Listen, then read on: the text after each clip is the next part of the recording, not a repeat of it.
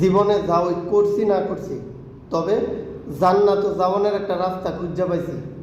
বাংলাদেশের বিখ্যাত এবং কুখ্যাত ওয়াজ মাহফিল বক্তা আমির হামজা উনি কইছে, বাংলাদেশে যদি নামাজ কায়েম হয় তাহলে 18 কোটি মানুষ নামাজ পড়লে যেই সোয়াব হইব, হ্যাঁ, এই সোয়াব একটা ভোটের মাধ্যমে পাইব।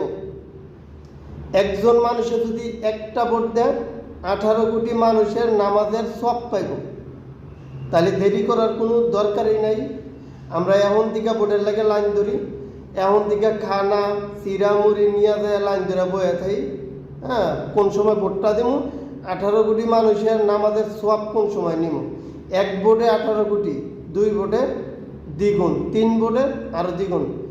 না না ভাই, দেরি করা যাব না। ভোটের লেগে লাইন ধরতে হইব, ভোট আমার আগে দিতে হইব, ভোট আমার আগে দিতে হইব।